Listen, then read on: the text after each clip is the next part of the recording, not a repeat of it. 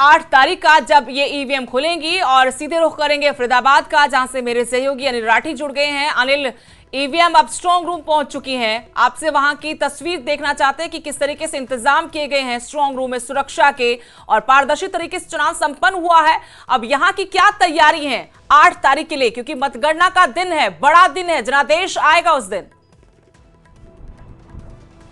बिल्कुल, देखिए आपको बता दें कि मतदान के बाद जो है वो अब मतगणना की तैयारी को लेकर के जिला प्रशासन पूरे तरीके से मुस्तैद हो गया है। आपको अभी हम एक स्ट्रांग रूम के बाहर का दृश्य दिखाते हैं। ये डीएवी सेक्टर 14 के स्कूल है, जहां पर कि देख सकते हैं कि आप ये यहाँ से शुरुआत होती है। कोई भी स्ट्रांग रूम में आएगा तो पहले इन 4 जवानों से जो है वो मुक्ताविक होगा इससे, और सिर्फ उन्हीं लोगों को जो है वो अंदर प्रवेश करने दिया जा रहा है जो कि बकायदा चुनाव आयोग की तरफ से जिनके आई कार्ड जो है वो इशू किए गए हैं। और साथ ही साथ देख सकते हैं कि वहां पर जो है वो पैरामिलिट्री फोर्स के वहां पे जवान खड़े हुए हैं, और इस पूरे इलाके में जो है वो सीसीटीवी कैमरों से बकायदा जो है वो निगरानी की जा रही है। किसी भी प्रकार का कोई भी कह सकते हैं कि जो अनधिकृत आदमी होता है या अनधिकृत पर्सन होता है उसको यहाँ पे परमिशन नहीं है इसके अंदर जाने की। हालांकि स्ट्रांग रूम के अंदर कोई भी जो है वो फिलहाल एंट्री नहीं कर सकता, क्योंकि स्ट्रांग रूम एक बार जो ईवीएम मशीनें जो है वो रखी हुई हैं उनको पूरे तरीके से जो है वो उसके पश्चात सील कर दिया जाता है। देख सकते हैं कि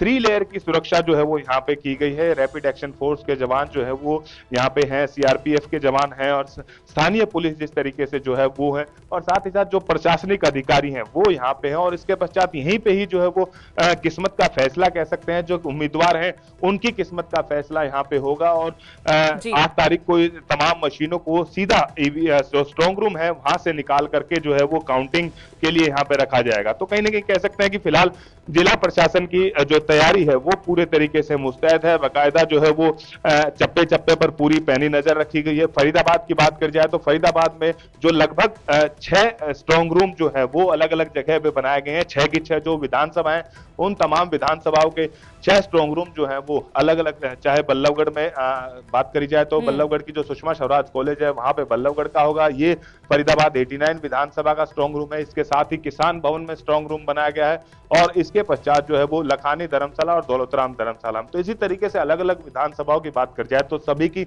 अलग अलग स्ट्रांग रूम है, और अलग अलग तरीके से जो है वो सुरक्षा व्यवस्था की चाक चौबंद की गई है। सभी स्ट्रांग रूमों की बात कर जाए तो 3 लेयर की सुरक्षा है। जिस तरीके से पुलिस प्रशासन ने जो है वो लगभग 4,500 के आसपास जवान जो है वो पूरे मतदान के दौरान तैनात किए गए थे, और शांतिपूर्ण ढंग से जो है वो चुनाव करवाया गया था। फिलहाल अब एक तरीके से कह सकते हैं कि घंटों बाद कह सकते हैं 24 घंटे ही जो बचे हैं, उसके पश्चात जो है वो चुनाव का जो फैसला है वो आना शुरू हो जाएगा। और उसके पश्चात जो भी उम्मीदवार मैदान में थे उनकी जिस सिर पर जो है वो किसके सिर पर ताज होता है और किसके सिर पर जो है वो हार का सामना होता है। जी, तो कहीं ना कहीं कह सकते हैं कि पूरे तरीके से अब जिला प्रशासन जो है वो चुनाव के रिजल्ट आने के निकलवाने के लिए अनिल, कई बार हम चुनावों में देखते हैं कि जो उम्मीदवार होते हैं, जो पार्टी के नुमाइंदे होते हैं, वो अपने कार्यकर्ताओं को बाकायदा स्ट्रांग रूम के आसपास रखते हैं निगरानी करने के लिए कि देखिए कोई ऐसा असामाजिक तत्व या दूसरी पार्टी का, दूसरे धड़े का कोई कुछ गड़बड़ ना कर दे। तो क्या इस बार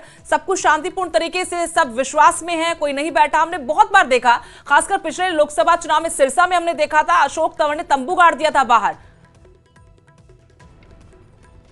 बिल्कुल, देखिए जिस तरीके से बात करी जाए तो हालांकि जो कई अधिकारी होते, कई जो कैंडिडेट होते हैं, उन कैंडिडेटों के तमाम जो नुमाइंदे होते हैं उनके बाकायदा आई कार्ड इशू किए जाते हैं, और उनको एक लिमिटेड दायरा दिया जाता है कि आप स्ट्रांग रूम से कितनी दूरी पर जो है वो रह सकते हो। तो तमाम इन चीजों को लेकर के जो है वो जिला प्रशासन की तरफ से तैयारी की जाती है। लेकिन स्ट्रांग रूम की बात कर जाती है कि स्ट्रांग रूम के अंदर किसी भी प्रकार की और किसी भी अधिकारी या कर्मचारी तक की जो है वो उसके एंट्री नहीं होती, उनको जो है वो अंदर नहीं जाने दिया जाता, क्योंकि एक बार जो सील हो जाता है स्ट्रांग रूम तो उसको पूरे तरीके से उसी दिन अधिकारियों और जो कैंडिडेट्स होते हैं उनकी मौजूदगी में जो है वो उसको खोला जाता है, और उसके पश्चात ताकि किसी भी प्रकार से कोई गड़बड़ी की जो कह सकते हैं शक पैदा किसी उम्मीदवार के मन में ना हो, तो इसको लेकर के इंतजाम किया था। हालांकि जो कैंडिडेट होते हैं उनके नुमाइंदे जरूर यहाँ पे आते हैं, बाहर एक लिमिटेड एरिया दिया जाता है कि आप यहाँ तक जो है वो कवर कर सकते हैं और आप यहाँ से बैठ करके निगरानी रख सकते हो। लेकिन पूरे तरीके से बात कर जाए तो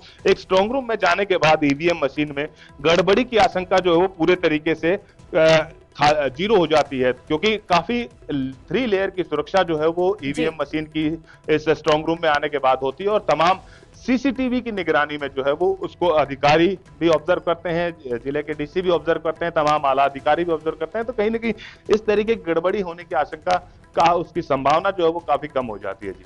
शुक्रिया अनिल तमाम जानकारी के लिए। तो ईवीएम अब स्ट्रांग रूम में रख दी गई हैं और जहां से हमारे सहयोगी जानकारी दे रहे थे कि यहां पर ईवीएम के लिए स्ट्रांग रूम बनाया गया, 3 लेयर सुरक्षा है, 3 चरणों में सुरक्षा यहां लगाई गई है, सीसीटीवी कैमरा इंस्टॉल किए गए हैं ताकि हर पल नजर रखी जा सके। और 8 तारीख का सबको इंतजार है, 8 तारीख को जब ईवीएम खुलेंगी, किसकी किस्मत खुलती है इस पर सभी की नजरें।